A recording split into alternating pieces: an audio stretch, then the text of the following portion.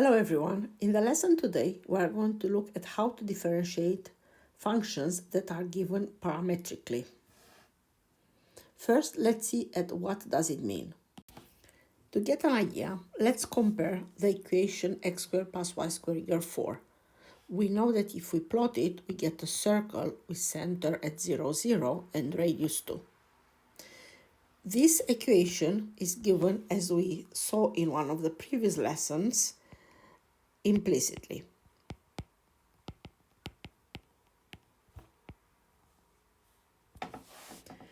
We saw then that if we make y the subject of the formula, we get y equals plus or minus square root of 4 minus x squared. And of course, it is the same graph with the semicircle above the x-axis being the function with plus, and the one below the x-axis the function with minus. Actually, in this writing, there are two functions. And this is an explicit way of giving the function. So this function is given explicitly. There is another way to give the same equation and is using a parametric notation. So an equation is given parametrically when it depends on a parameter. Now, being a circle, think that every point on the circle can be written in terms of the angle theta. Well, when we use parameters with functions, generally we use the letter t for parameter, but it's not really important. So any point here can be written as x equals cos t, y equals sine t. And that's a way of giving the equation parametrically, where t can be between minus infinity and infinity, any real number. I can also define it between 0 and 2 pi, because it will be a whole circle. If I define it between minus infinity and plus infinity, it will go around the circle infinity many times. It does not really matter. So that's a third way to give a curve. Now, we'll need to see how we differentiate equations given parametrically. But before this, let's look at another example. You might ask yourself, okay, I saw how that example was done, but how do I know what to choose for the parameter t? Let me take a very basic example. Y equals 2x plus 1. So this function is given explicitly. Y is subject of formula. Now, if I want to define it parametrically, I can take as simple as x equals t and then y equals 2t plus 1. And t can be any real number. So that's a way of introducing a parameter. I can do it another way. I can define x equals t plus 2, for example. And then y equals 2 t plus 2 plus 1. But I will not leave it like this, so I write x equals t plus 2, y equals 2t plus 5. And that's another way to write exactly the same equation.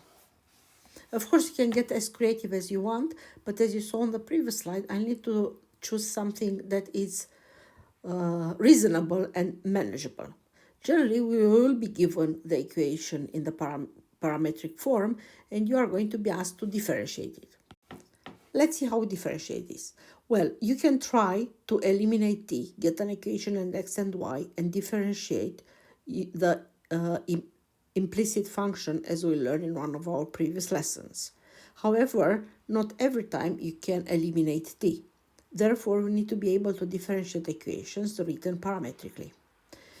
So what I want is dy by dx.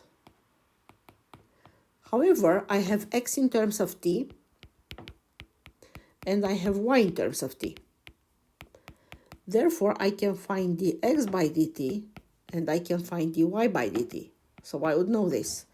What is dy by dx? So the chain rule tells us that dy by dx is dy by dt times dt by dx. So as you see, I can write dy by dx times 1 over dx by dt.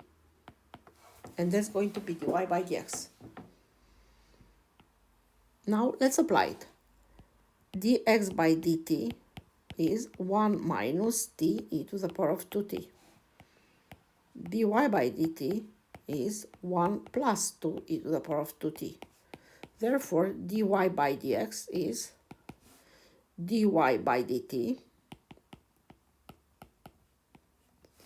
over dx by dt. And that's my answer. Let us take a last example. Please pause the movie and try it yourself.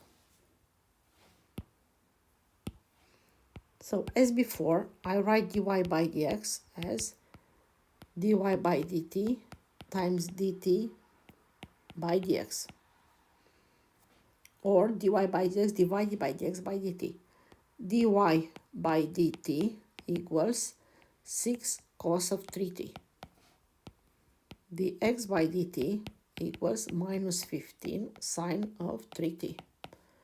Therefore, dy by dx will be 6 cos of 3t over minus 15 sine of 3t. It is minus 6 over 15 cotan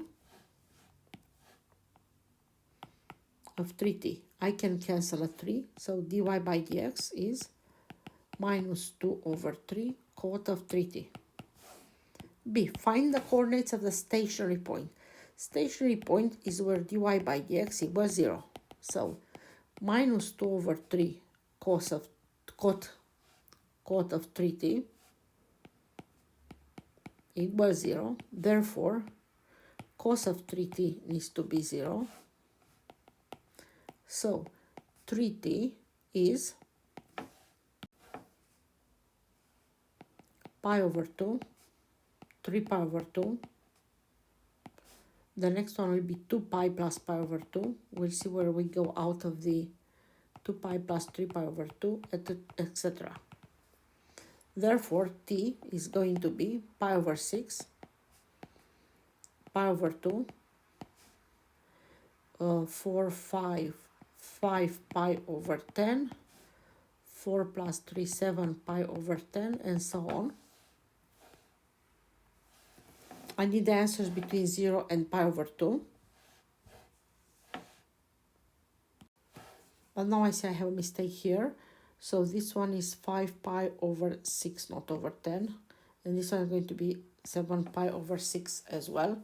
But anyway, it's bigger than pi over 2. So I have only two answers. Now, for t equals pi over 6, I get the point of coordinates xy. So x is 5 cos 3 pi over 6. So it's 0. Y equals 2 sine 3 pi over 6. So it's 2. So I have the point of coordinates 0, 2. For t equals pi over 2, I get x equals 5 cos 3 pi over 2, so it's 0. And y equals 2 sine 3 pi over 2, so it's negative 2. Therefore, is a point of coordinates 0, 0, negative 2. In order to check, I drew this curve, the parametric curve in GeoGebra. It's interesting to see that because I stopped at pi over 2, the curve stopped here. So basically when t is between 0 and pi over 2, it describes this 3/4 of an ellipse. But I must, above the stationary point, as I see at 0, 2 and 0, negative 2, the gradient is 0. So these are the only stationary points.